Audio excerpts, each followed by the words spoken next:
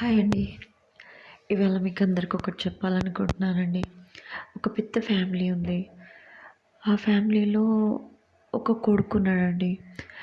పాపం 5 ఆడపిల్లలు, ఒక కొడుకండి. పాపం వాడు అందరికీ పెళ్ళిళ్ళు, వాళ్ళ అమ్మ అందరికీ పెళ్ళిళ్ళు చేసింది. కానీ ఆమెకి భర్త లేడు. ఆమె పోయి కొడుకు దగ్గర ఉందనమాట. వాడు చేసేది చిన్న జాబు. పిల్లలు, ముగ్గురు పిల్లలు. పాపం తల్లికి బాలేనప్పుడు ఏ కూతురు చూసుకోలేదండి. మరి కొడుకు చూసుకుంటున్నాడు. ఇంత ఏమన్నా అయితే చాలు, ఆ 5 ఆడపిల్లలు రోజు ఇట్లా పోయి నెలలు నెలలు ఉండి వాళ్ళ మీద బర్డెన్గా ఉండే. ఒకసారి ఆ తల్లికి ఇంకా ఎక్కువ సుస్తయిందండి.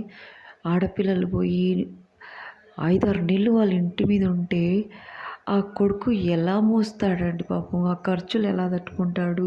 వాళ్ళ తిండి, వాళ్ళ పొద్దున్న నుంచి లేచిన కాడి నుంచి టిఫిన్లు, చాయ్లు ఎట్లా చేశాడు. ఆ ఆడపిల్లలకి ఏమన్నా తెలివి ఉందా అండి? మరి మా తమ్ముడు మేము ఇంతమంది వచ్చి ఉంటే మళ్ళీ వాడు ఎట్లా భరిస్తాడు అని ఒక ఆలోచన ఉందా ఆ అక్క చెల్లెలకైనా కూడా? చెల్లెలు కదండి, అక్కలే, 5 అక్కలు. ఒక్కటన్నా ఆలోచిస్తున్నారండి? వాడికి ఎంత పాపం, వాడికి ఎంత ఖర్చు అవుతుంది. చేస్తాడులే వాడి కోసం. ఆస్తులు ఆ టైంకి ఉపయోగపడతాయండి? అమ్ముతారా? ఎట్లా పెడతారు? అవి ఎప్పుడో వచ్చే వాటిని ఇప్పుడైతే భరించాలి కదా. ఒక్కటి చెప్తున్నానండి, మీ స్వార్థం కాదు ఆలోచించేది. మనం ఇంతమంది పోయి ఉంటే వాడికి ఇబ్బంది అవుతుంది. సీరియస్ కూడా లేదు, మామూలుగా హెల్త్ బాగాలేదు అంతే. మీరు అంతమంది వెళ్ళి వాని ఇంటి మీద పడి ఉండి వాడిని ఇబ్బంది పెడితే ఆ పిల్లకి చేయాలన్నా కష్టమే, వాడికి కూడా తెచ్చి పెట్టాలన్నా కూడా కష్టమే. కూర్చున్న కానించి అన్నీ తీసుకొచ్చి పెట్టాలి వాళ్ళు. అవునా? మళ్ళీ మర్యాద మంచి చేయలేదని అంటారు. ఇది ఎక్కడండి? ఇలాంటివి చేస్తున్నారు. అప్పుడు పెద్దవాళ్ళు ఉంటే వాళ్ళు సంలయించుకునేవాళ్ళు. ఇప్పుడు తల్లిదండ్రులు ఒంటరిగా అయిపోయి ఎవరైతే కొడుకైతే మంచిగా ఉంటో చూసుకుంటున్నాడు కదా అని వాళ్ళ దగ్గర పోయి ఉంటే వీళ్ళంతా ఆడపిల్లలు కలిసి పోయి ఆడ ఉంటే వాడికి ఎంత బరువు, ఎంత కష్టం అండి. ఈ కాలంలో ఎక్స్పెన్సివ్, ఈ ఈ కాలంలో పోయి వాడి మీద పడి ఉంటే వాడు ఎట్లా భరిస్తాడండి ఆ ఖర్చులని? వాడి పిల్లల్ని, వాడి ఫ్యామిలీని, అమ్మని, మందులు, మళ్ళా ఆడపిల్లలు వస్తే, బావలు వస్తే ఎంత కన్ను పెడతాడండి. వాడు కూడా ఒక మనిషే కదా.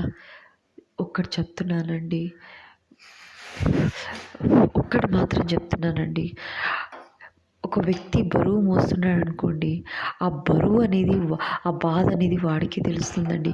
చూసేవాడికి తెలియదు ఆ బరువు ఏంది, ఎంత బరువు ఉంది, ఎంత కష్టమవుతుంది ఆ బరువు మోయనీకి. బరువైన ఒక వస్తువుని మోస్తుంటే ఆ బరువు విలువ అనేది వాడికే తెలుస్తుందండి. మోసేవాడికే తెలుస్తుంది ఎంత నొప్పి లేస్తుంది. ఆ బరువుని మేనేజ్ చేయగలుగుతాడా లేదా అనేది ఆ బరువు మోసేటోడికే తెలుస్తుంది ఆ బాధ, కానీ చూసేటోడికి తెలియదండి. దయచేసి అలా ఆడపిల్లలు చేయొద్దండి. మీరు ఉన్న ఒక్క తమ్ముడైనా సరే మంచిగా ఉండాలని ఆలోచించండి. ఆడపిల్లలకు చెప్పేది ఒకటి, మీ తమ్ముడు మంచిగా ఉంటేనే మీరు మంచిగా ఉంటారు. ఇవాళ మీరు అందరూ పోయి ఉన్నారు, ఎట్లా ఉన్నారు? మీ తమ్ముడు మంచిగా ఉంటేనే కదా. దయచేసి ఆడపిల్లలకు నేను ఒకటే చెప్తున్నాను, మనము వాళ్ళకి ఆసరా కావాలి కానీ బరువు కాకూడదు. దయచేసి అర్థం చేసుకోండి అమ్మా. Thank you to everyone.